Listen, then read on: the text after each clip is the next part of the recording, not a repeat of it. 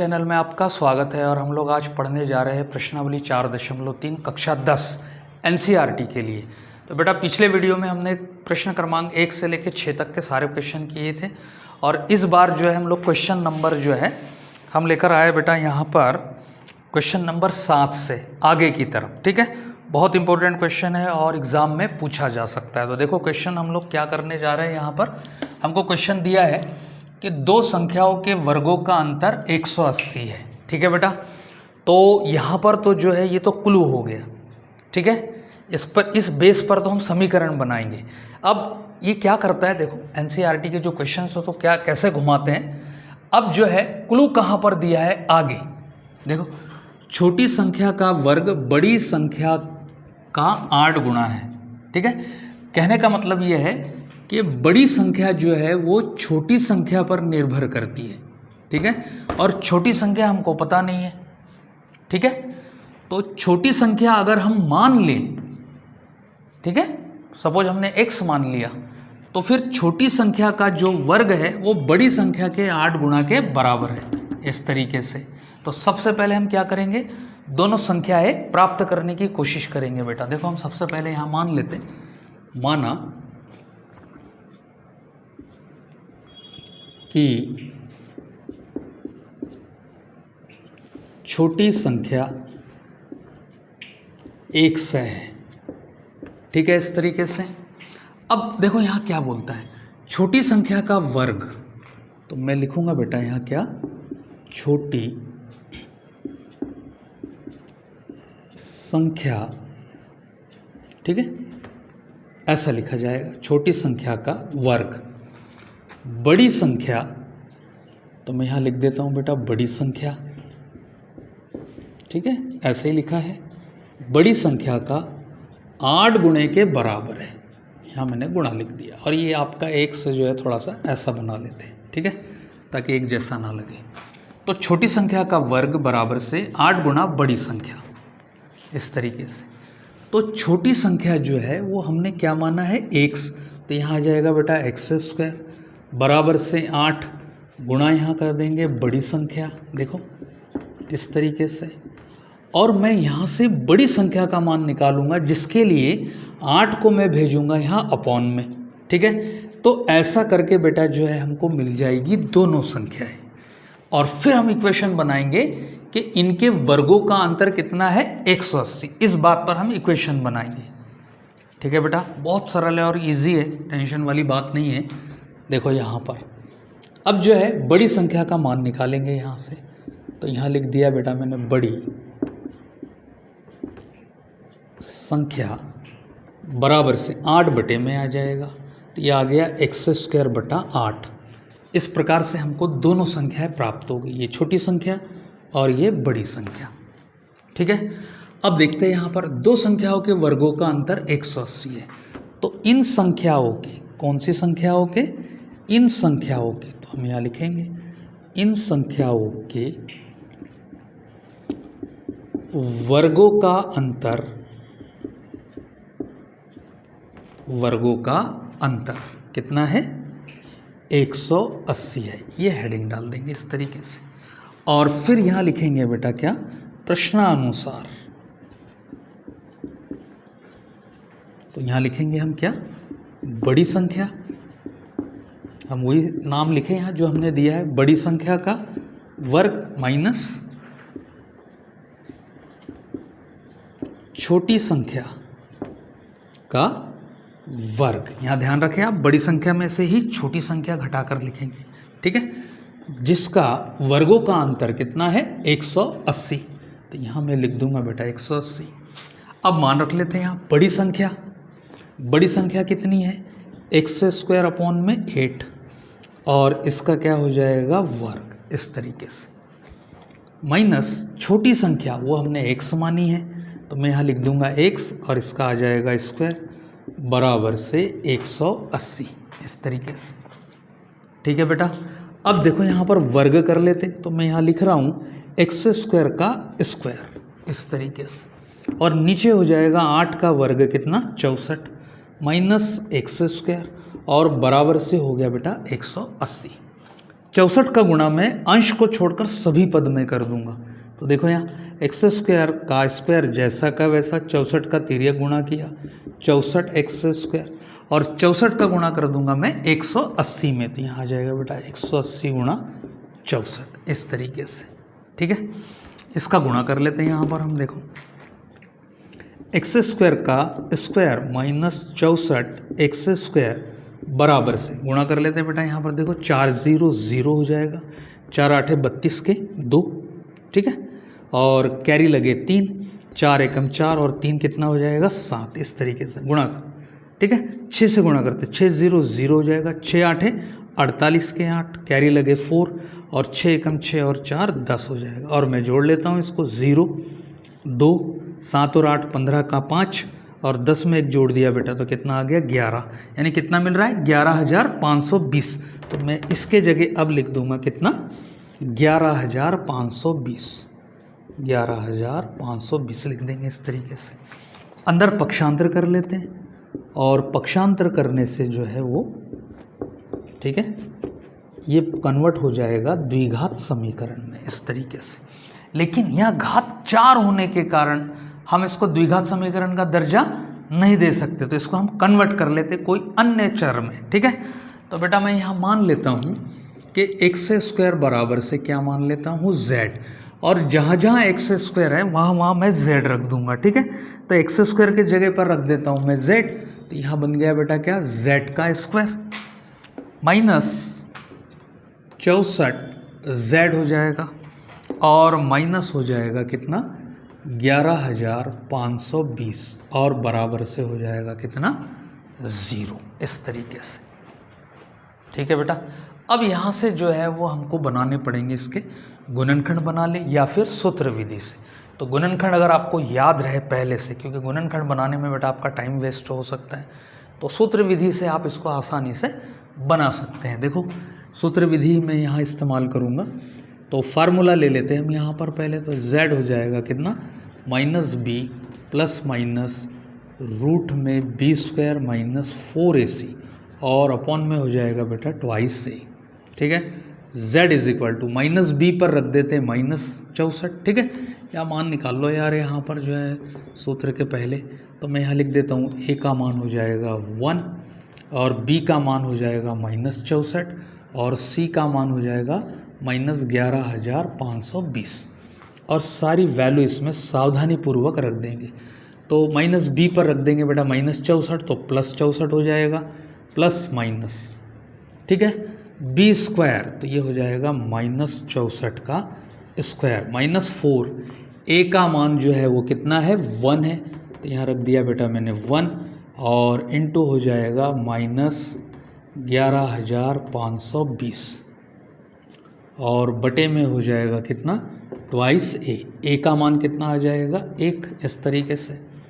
z बराबर से 64 plus minus इस तरीके से 64 का वर्ग। देखो 64 का वर्ग आप कैसे निकालेंगे, तो क्या हो जाएगा 6 का वर्ग 36, 4 का वर्ग कितना हो जाएगा बेटा 16 और तीनों का आप गुणा कर दो, 6 चौक 24, 24 दूना 48, इस तरीके से। बड़ा आसान है, 6 रख दिया, 8 और 1 कितना हो जाएगा 9, 6 और 4 10 का 0, 3 और 1 4, तो ये आ जाता है बेटा कितना 4096। ठीक है, इस तरीके से आप इसको देख सकते हैं। 2 बार माइनस है यहाँ पर, देखो माइनस माइनस क्या हो जाएगा प्लस, और 4 का गुणा कर देंगे बेटा हम 11,520 में, तो 4 एकम 4 और 4 0 0, 4 दूना 8, 4 पंचे 20 का 0, कैरी लगे 2 और 11 चौक 44 और 2 हो जाएगा बेटा 46, इस तरीके से। नीचे आ जाएगा 2, z बराबर से 64 प्लस माइनस इसको हम जोड़ लेंगे यहाँ पर। ठीक है, तो यहाँ आ जाएगा 6 का 6, इस तरीके से। ठीक है, उसके बाद में बेटा जो है 6 0 से जुड़ा, 9 8 से जुड़ेगा, 9 और 8 17, कैरी लगा 1। ठीक है, अब यहाँ पर जो है तीसरा आंकड़ा चल रहा है, तो यहाँ 0 0 0 1 1 आ जाएगा। ठीक है, इस तरीके से। अब किसकी बारी है, अब है बेटा यहाँ पर जो है 6 के नीचे कितना रख देंगे, यहाँ पर देखो फिर से एक बार में थोड़ा सा 4096 में जो है वो हम यहाँ जोड़ने जा रहे हैं 0 8 0 4, ठीक है, 6 आएगा यहाँ और यहाँ आ जाएगा 4। कितना आ जाएगा बेटा 6, 9 और 8 17, ठीक है, यहाँ आ जाएगा 1, 6 और 4 10 का 0, 1 4 और 1 हो जाएगा 5। तो यहाँ आ रहा है बेटा हमारे पास कितना 50, इस तरीके से। तो 50,176 हमारे पास आ गया और अपॉन में आ जाएगा 2, इस तरीके से। तो z बराबर से 64 प्लस माइनस 50,176 का वर्गमूल, ठीक है, ये आपको याद रखना पड़ेगा। तो कितना आएगा बेटा 224 और बटे में आ जाएगा 2, ऐसा करके, ठीक है।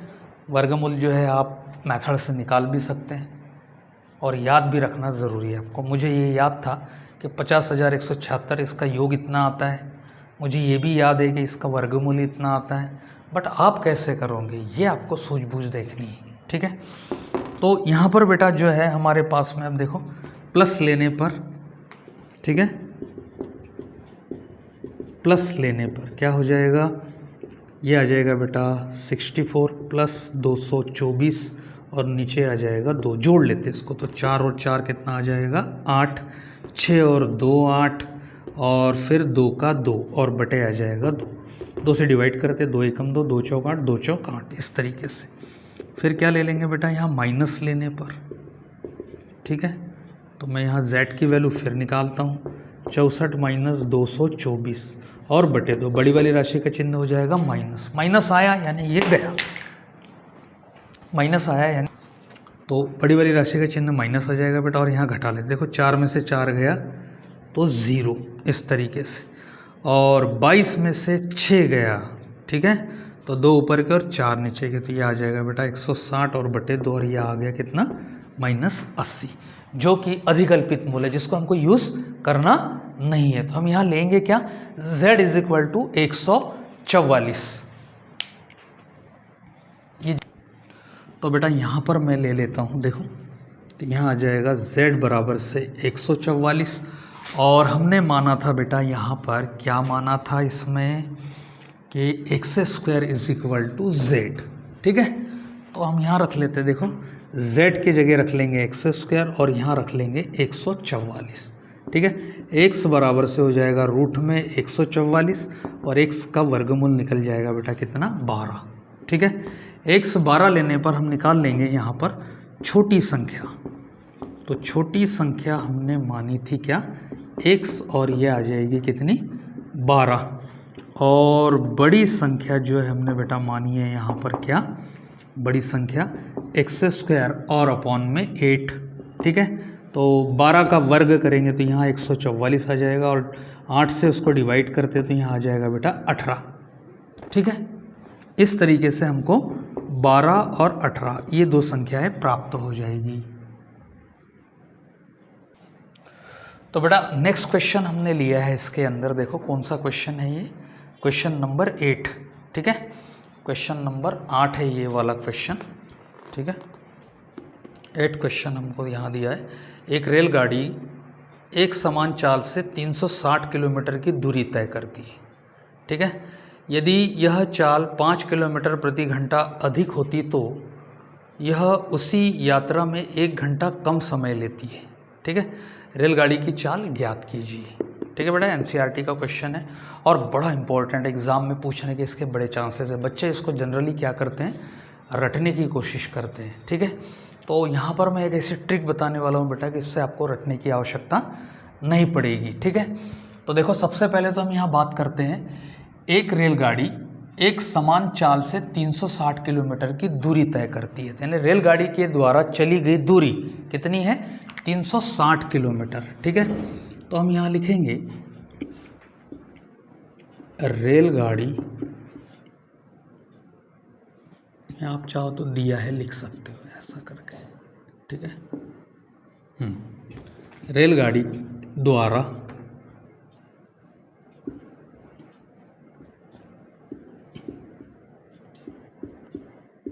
चली गई दूरी कितनी है 360 किलोमीटर। बेटा इसकी ट्रिक इतनी अच्छी है कि आपको ज़रूर ये पसंद आएगी और आप जो है इस ट्रिक से कोई भी क्वेश्चन कर सकते हो, बहुत इजी क्वेश्चन। ये ट्रिक जानने के बाद में आप बहुत अच्छे से इसको कर लोगे, ठीक है। उसके बाद में जो है ये बोलता है कि यदि यह चाल 5 किलोमीटर प्रति घंटा अधिक होती तो उसी यात्रा में ये 1 घंटा कम समय लेता है, ठीक है। इसका मतलब ये है कि पहले जिस चाल से ट्रेन चल रही थी, रेलगाड़ी चल रही थी, उसमें ये संभावना बता रहा है हमको कि अगर 5 किलोमीटर प्रति घंटे की स्पीड बढ़ा दी जाए, चाल बढ़ा दी जाए, तो ये 1 घंटा पहले ही पहुंचेगी, 1 घंटा कम समय लेगी पहुंचने में, ठीक है। तो इसका मतलब यहाँ चाल 2 प्रकार से है। जब 2 प्रकार से चाल है तो समय भी कितने प्रकार से लगेंगे? 2 प्रकार से लगेंगे, ठीक है। तो बेटा हम यहाँ पर समय समीकरण बनाने वाले हैं, ठीक है। और यहाँ पर देखो, यहाँ अक्सर जो है ऐसे प्रश्नों में क्या दिया रहेगा आपको, एक सामान्य चाल दे देगा, एक चाल में वृद्धि कर देगा या चाल में कमी कर देगा, और यहाँ पर जो है वो समय को बार बार लिखेगा। 1 घंटा अधिक समय लेती है, 1 घंटा कम समय लेती है, 2 घंटे अधिक समय लगेगा, 2 घंटे कम समय लगेगा। तो ये 1 घंटा 2 घंटा अधिक और कम का जो बात है वो आपको हमेशा दिमाग में रखना है। ये हमारे लिए हमेशा समय अंतराल रहेगा, ठीक है, समय अंतराल रहेगा। और इस बात को जो यहाँ दी है, ठीक है, जो टाइम अंतराल यहाँ दिया है उसको हमको हमेशा राइट हैंड साइड में रखना है, ठीक है।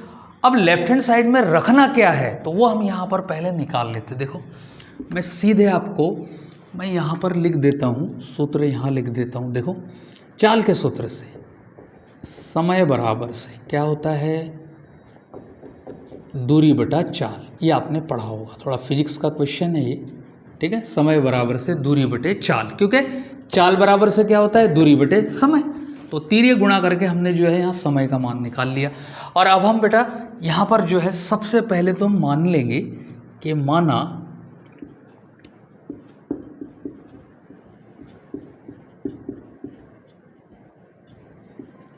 रेलगाड़ी की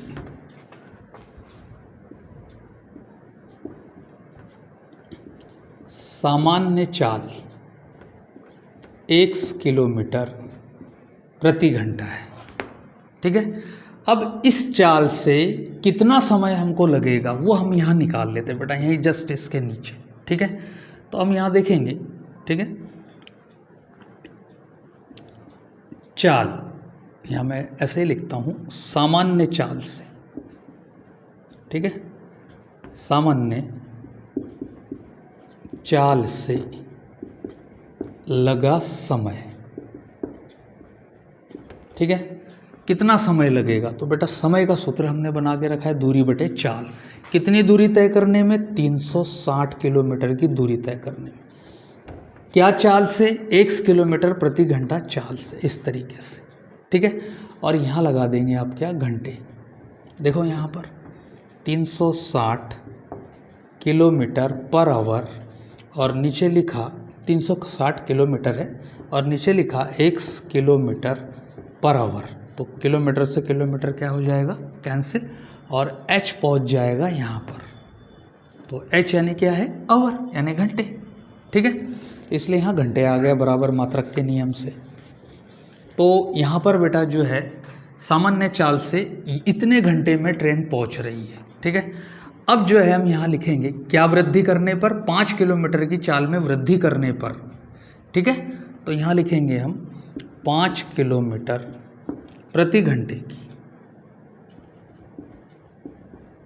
चाल वृद्धि से लगा समय, ठीक है। अब हमने जो है चाल में वृद्धि कर दी, तो अब ये कितने टाइम ले रहा है पहुंचने में वो हम यहाँ निकाल लेंगे। तो यही वाला सूत्र, समय बराबर से दूरी बटे चाल, ठीक है। तो दूरी कितनी है बेटा, 360 किलोमीटर। और चाल देखो 5 किलोमीटर की अगर वृद्धि कर दी जाए, ठीक है, 5 किलोमीटर की अगर वृद्धि कर दी जाए, ठीक है, तो क्या हो जाएगा यहाँ x + 5 इस तरीके से, और यहाँ हो जाएगा घंटे, ठीक है। थोड़ा शॉर्ट मार दिया हमने। 5 किलोमीटर पर आवर की चाल वृद्धि से लगा समय, तो 5 किलोमीटर की इस टाइम में क्या कर दी हमने, इस चाल में क्या कर दी, वृद्धि कर दी। ये बन जाएगा x + 5।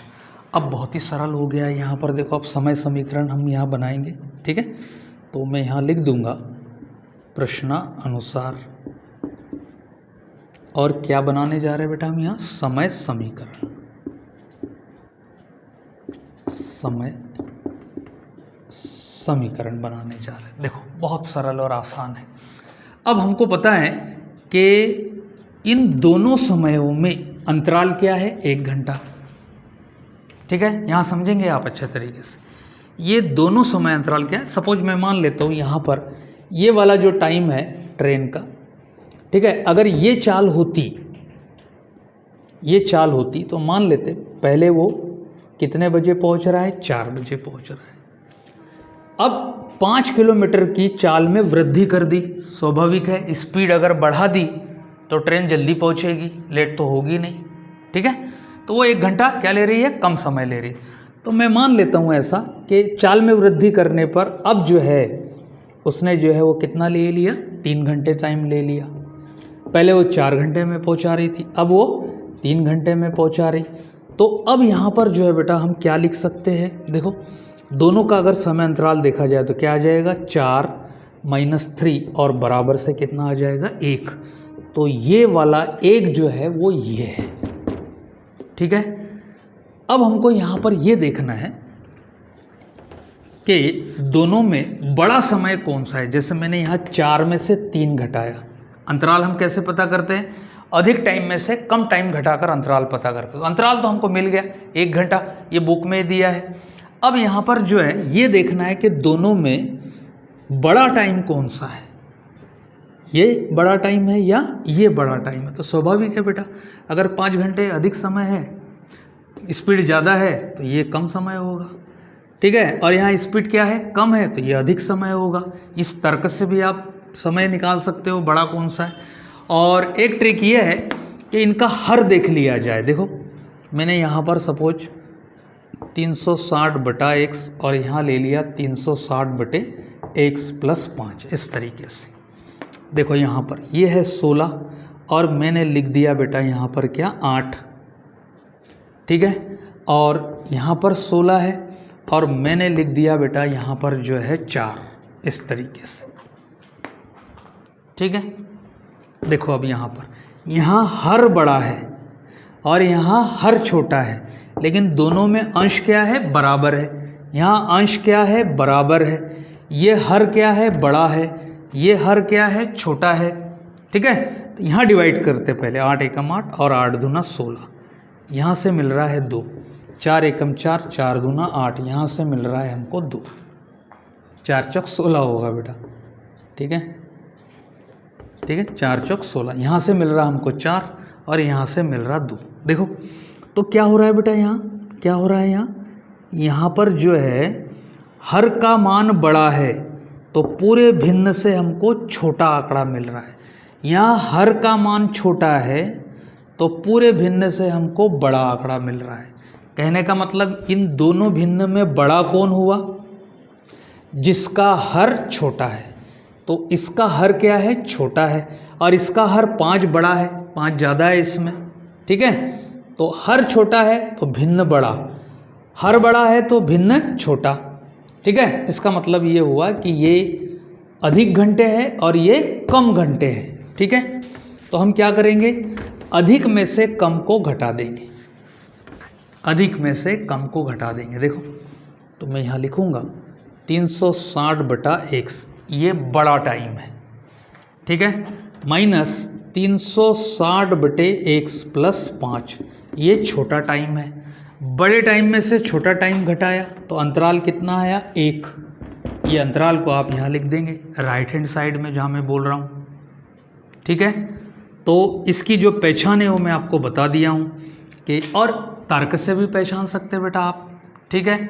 जब हम यहाँ देख रहे हैं कि ये जब वृद्धि कर रहा है 5 किलोमीटर की तो टाइम क्या लगेगा, कम, तो ये छोटा टाइम हुआ। और ये सामान्य चाल पर है, इसमें कोई स्पीड नहीं बढ़ाई है, तो फिर ये समय क्या लेगा, अधिक, तो ये अधिक समय हुआ और ये कम समय अंतराल, और दोनों को घटाया तो कितना बचा, 1, जो कि यहाँ पर हमको दिया है। इस तरीके से हम यहाँ पर बना सकते हैं। तो बहुत सरल है बेटा, आई होप कि आपको अच्छे तरीके से समझ में आया होगा। देखो 360 दोनों में से कॉमन निकल रहा है। अब हम द्विघात समीकरण की ओर चलते हैं। यहाँ आ जाएगा 1/x माइनस यहाँ पर आ जाएगा 1/x प्लस 5 और बराबर से हो जाएगा 1। इस तरीके से 360 को बटे में ले लेते, पहले इसका तिर्यक गुणा कर देते बेटा। यहाँ यह आ जाएगा x प्लस 5 और माइनस का गुणा किया 1 के साथ तो माइनस x, और नीचे आ जाएगा बेटा x इंटू x प्लस 5 और 360 आ जाएगा 1 के बटे में, तो यहाँ आ गया बटा 360। इस तरीके से x से x कैंसिल हो गया, क्या बचा 5। ठीक है, इसमें गुणा कर लेता हूँ मैं x² प्लस 5x और बराबर से आ गया बेटा कितना 1/360।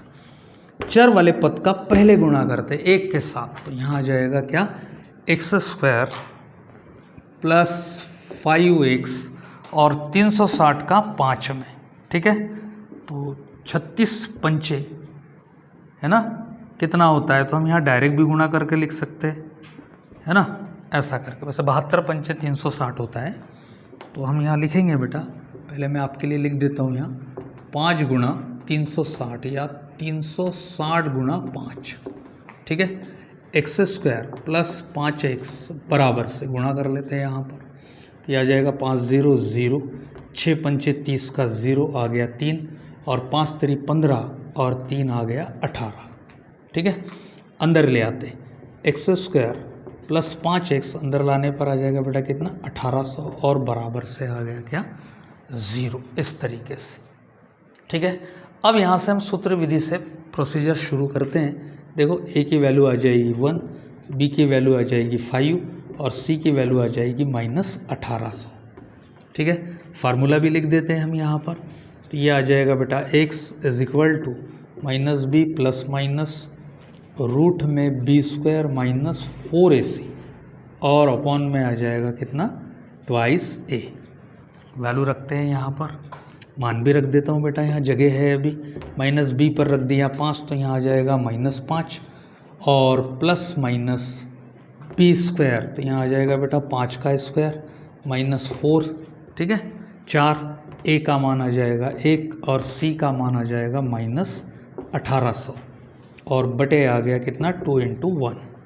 ठीक है, x = -5 प्लस माइनस और यहाँ आ जाएगा बेटा 5 का वर्ग 25, 2 बार माइनस है तो प्लस कर देंगे और 18 चौक 72, तो यहाँ आ गया कितना 7200। ठीक है, और नीचे आ गया 2 एकम 2। इस तरीके से।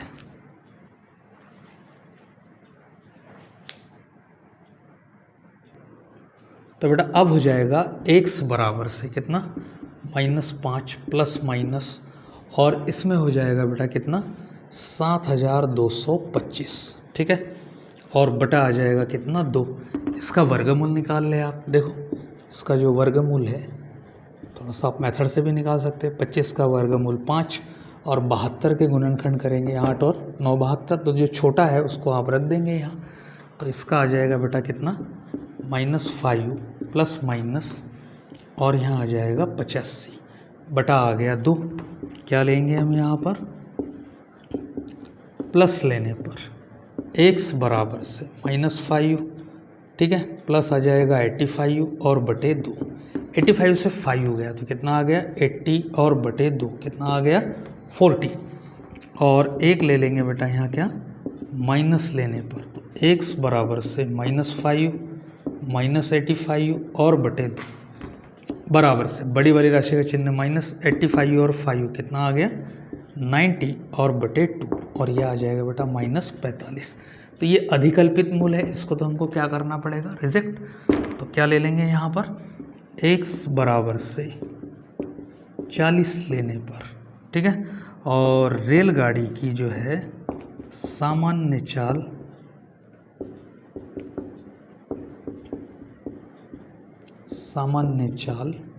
क्या मानी थी हमने x किलोमीटर प्रति घंटा, तो ये आ जाएगा बेटा कितना क्या आ जाएगा यहाँ अच्छे से लिख देता हूँ 40 किलोमीटर प्रति घंटा। ये रहेगा आपका आंसर। तो बेटा अब जो है हमने क्वेश्चन नंबर जो है हमारे पास में, इसमें बुक है मेरे पास में, ज़रा मैं देखता हूँ। क्वेश्चन नंबर है बेटा ये 9, ठीक है, 9 क्वेश्चन है, 9वां क्वेश्चन, ठीक है। और बड़ा क्वेश्चन है और जनरली बच्चे जो है इसको रटने की कोशिश करते हैं, तो बेटा हम इसको थोड़ा समझने पर विचार करते हैं। और दूसरी चीज़ ये बेटा, ये व्युत्क्रमणानुपाती विचरण पर आधारित है, ठीक है। पुराने सिलेबस में ये इस टाइप के क्वेश्चन हुआ करते थे, अब जो है शायद आपसे मिस हो गए हो, तो इसलिए थोड़ा सा बच्चों को ये हार्ड लगते हैं। देखो बहुत सरल है, यहाँ पर दिया है बेटा 2 पानी के नल एक साथ एक हौज को, हौज यानी क्या, एक बड़ा सा तालाब, ठीक है। अरबी में जो है एक छोटा जो स्विमिंग पूल होते हैं उसको हौज बोलते हैं, ठीक है। छोटा सा एक तालाब जैसा, या फिर आप सपोज स्विमिंग पूल अच्छे से समझ सकते हो, है ना, उसको हौज बोला जाता है, जिसमें पानी भरा होता है। तो एक हौज को 9 सहित 3/8 घंटों में भर सकते हैं। तो मैंने इसको 75/8 में कन्वर्ट कर लिया। कैसे? 8 9 72 और 72 और 3 75/8 घंटों में भर सकता है, ठीक है। उसके बाद ये बोलता है बेटा, आप देखो इस हौज में जो है वो 2 नल लगे हुए हैं, ठीक है। तो एक नल जो है वो हमारे पास इस तरीके का है कि वो कम व्यास वाला है, और एक नल जो है इसमें वो कैसा है, बड़े व्यास वाला है, ठीक है। तो बड़ा व्यास वाला जो है ज़्यादा मोटी धार निकालेगा, इससे जो पानी गिरेगा हौज में वो कैसा रहेगा, अधिक पानी इससे आएगा, है ना। आपके घर में नल होगा तो उसमें जितना मोटा पाइप लगा है उसमें पानी उतना ज़्यादा आएगा। और ये बेटा जो है कम व्यास वाला नल है, तो इसमें जो है वो पानी की मात्रा क्या होगी, कम आएगी।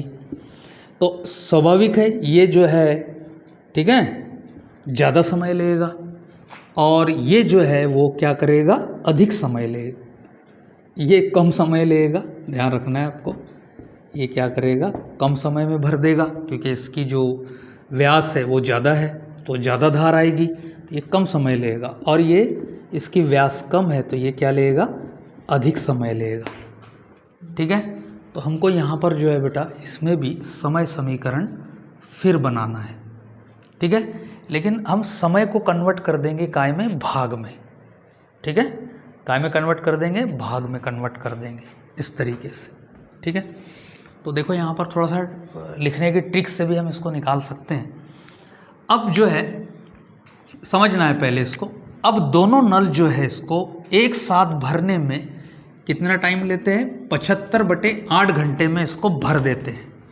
लेकिन हमको गणना क्या करना है कि कम व्यास वाला नल, ठीक है, कितने घंटे में भरता है ये हमको पता नहीं है, और बड़े व्यास वाला जो नल है, यहाँ पर देखो, यहाँ पर जो है बड़े व्यास वाला नल हौज को भरने में कम व्यास वाले नल से 10 घंटे कम समय लेता है। यहाँ घंटे चाहिए, 10 घंटे कम समय लेता है, यानी जल्दी भर देता है।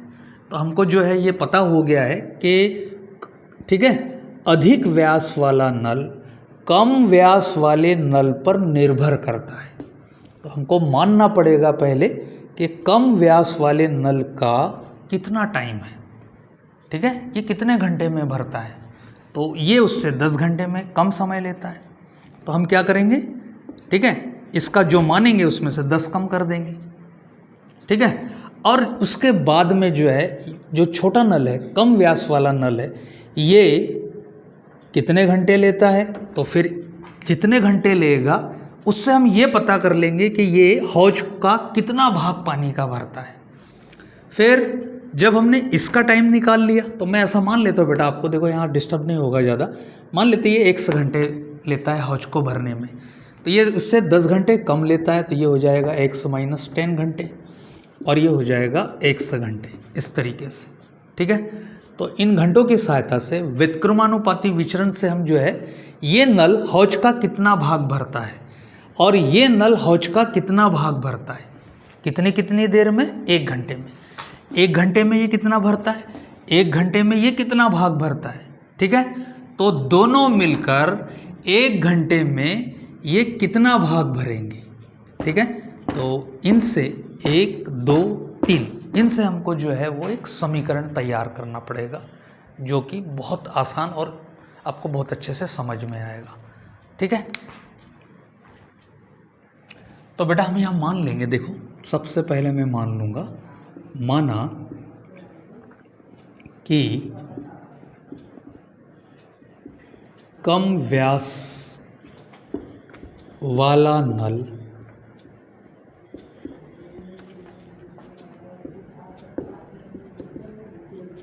हौज को भरता है 1 घंटे में। ठीक है, इस तरीके से। और यहीं पर बेटा जो है मैं, देखो यहाँ पर, ठीक है, यही देखो, मैं यहीं से जो है कम व्यास वाला नल हौज को पानी से कितना भाग भरता है वो भी मैं यहीं निकाल लूँगा। देखो 1 घंटे के लिए, देखो 1 घंटे में, 1 घंटा कहाँ से आया, देखो यहाँ से, जैसे मैं x को नीचे लाऊंगा तो यहाँ क्या रह जाएगा, 1 घंटा रह जाएगा। ठीक है, तो मैं ये वाला x कहाँ ला रहा हूँ, नीचे। तो यहाँ लिखूँगा मैं 1 घंटे में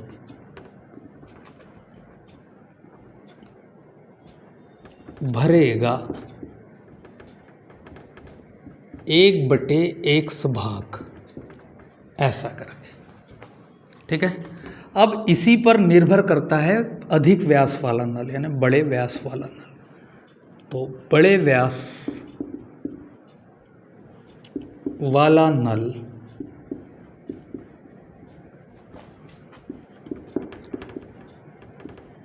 हौज को भरता है x-10 घंटे में। समझ गए बेटा, क्योंकि इसकी जो स्पीड है वो ज़्यादा है तो ये 10 घंटे कम समय लेता है। ठीक है, और ये 10 घंटे अधिक समय लेता होगा। तो यहाँ पर भी इसी प्रकार से क्या निकाल लेंगे, 1 घंटे में भरेगा, कितना भाग भरेगा, 1/x-10 घंटे। भाग लिखना पड़ेगा बेटा, क्योंकि घंटे तो मैंने यहाँ लिख दिया, ऐसा करके। ठीक है, ये 1 घंटे में इतना भरता है, ये 1 घंटे में इतना भरता है, और दोनों मिलकर जो है वो कितना भाग भरते हैं वो हम यहाँ से निकालेंगे। देखो दोनों नल हौज को भरते हैं कितने घंटे में, 75/8 घंटे में, 75/8 घंटे में। ठीक है, तो फिर लिखेंगे बेटा हम यहाँ पर क्या लिखेंगे, 1 घंटे में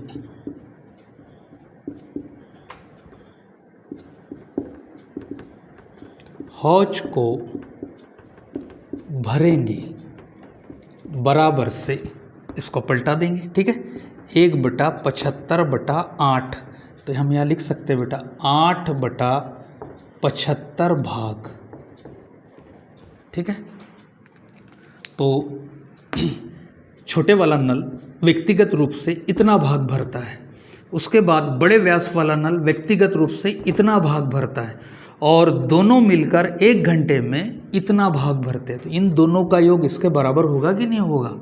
ठीक है, तो यहाँ हम लिखेंगे शर्त अनुसार या प्रश्नानुसार, इस तरीके से क्या हो जाएगा बेटा, देखो 1/x प्लस 1/x-10 और इज इक्वल टू हो जाएगा 8/75, ऐसा करके। ठीक है, तो बेटा ये बहुत आसान है और एक एक स्टेप लेके मैंने आपको बताया हूँ, और आई होप कि आपको ये अच्छे से समझ में आया होगा, है ना। तो इसको जो है हम कैलकुलेट कर लेते हैं और एक द्विघात समीकरण में परिवर्तित कर लेते हैं। देखो तीरे गुणा कर देते हैं यहाँ, तो ये हो जाएगा बेटा 1 से गुणा करने पर कितना, x-10 प्लस 1 से यहाँ गुणा करने पर x आ जाएगा, और नीचे दोनों हरों का गुणनफल करेंगे तो यहाँ आ जाएगा x-10 और बराबर से 8/75, इस तरीके से। ठीक है, देखो यहाँ x और x कितना हो जाएगा, 2x, माइनस आ गया 10, नीचे गुणा कर लेते हैं, एक्स स्क्वायर माइनस 10x और बराबर से हो जाएगा बेटा कितना 8/75। गुणा कर लेते हैं यहाँ पर, देखो यहाँ जगह है अभी, ठीक है। तो 75 का गुणा 2x माइनस 10 में, तो यहाँ लिख दूंगा बेटा मैं 75 2x माइनस 10, ठीक है, बराबर से, और 8 का गुणा हो जाएगा एक्स स्क्वायर माइनस 10x में। 8 का गुणा हो जाएगा काय में एक्स स्क्वायर माइनस 10x में, ऐसा करके, ठीक है। गुणा कर लेते हैं इसमें, देखो 75 का गुणा 2 में करेंगे तो ये हो जाएगा 75 दूना 150 x। 75 का गुणा 10 में करेंगे तो 750। 8 का गुणा करेंगे तो 8x स्क्वायर। 8 का 10 में करेंगे तो 80x।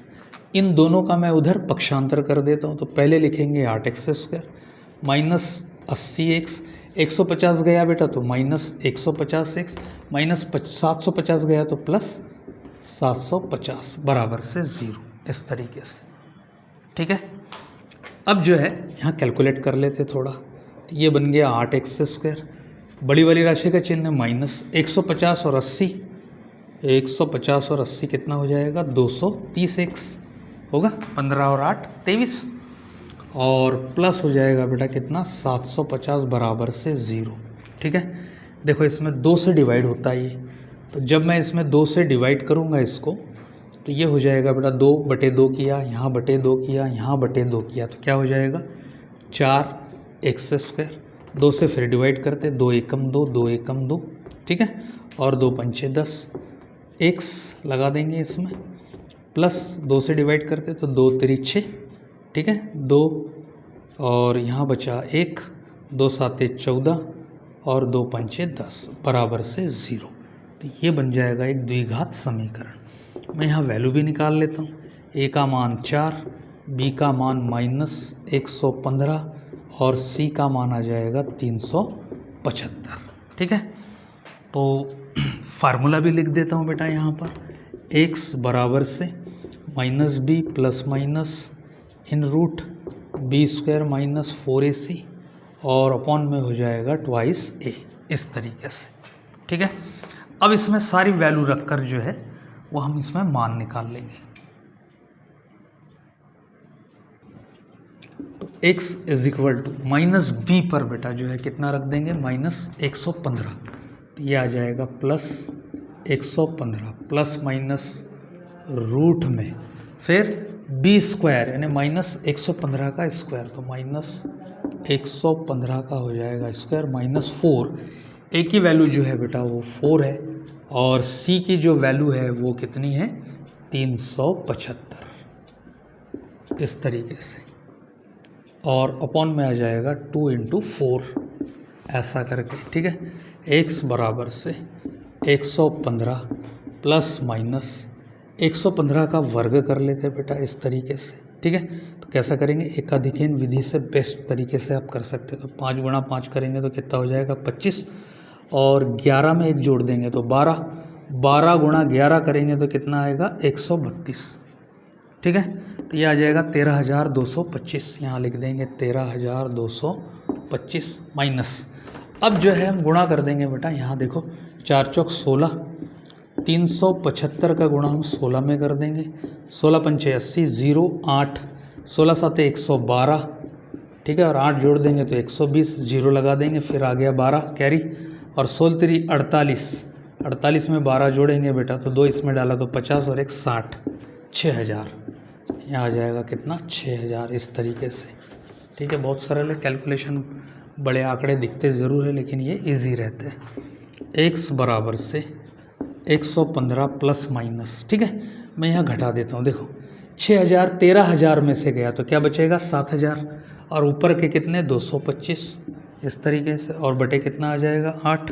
पिछले क्वेश्चन में हमने इसका वर्गमूल देखा था, 7225 का कितना आता है बेटा 85, याद कर लेना इसको, ठीक है, बटे आ जाएगा 8। अब क्या करेंगे, एक बार पॉजिटिव लेने पर, तो पॉजिटिव लेंगे हम यहाँ, तो क्या हो जाएगा x बराबर से 115 प्लस 85 और बटे आ जाएगा 8, ठीक है। जोड़ लेते हैं इसके अंदर, देखो 5 इसमें डाल देता हूँ 120 और 80, कितना हो जाएगा 120 और 80 200 और बटे हो जाएगा 8। ठीक है, डिवाइड करते इसमें 8 का भाग जाता है देखो, तो ये हो जाएगा बेटा 8 दूनी 16। ठीक है, और 8 पंचे 40। इसके बाद में जो है वो माइनस लेने पर नेगेटिव ले लेते, x बराबर से 115 माइनस 85 और बटे 8। ठीक है, घटा लेते इसमें से, तो 5 में से 5 गया 0 और 11 में से 8 गए तो 3 और बटे हो जाएगा 8। ठीक है, डिवाइड करते तो ऊपर आ जाएगा 15 और नीचे आ जाएगा 2 चौक 8, ऐसा करके।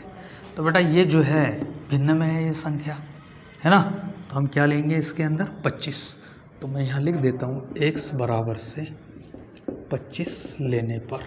ठीक है, अब हमको जो है हौज को भरने के समय ज्ञात करना है, तो हम लिखेंगे कम व्यास वाला नल x बराबर से 25, तो 25 घंटे में, और बड़े व्यास वाला नल x माइनस 10 यानी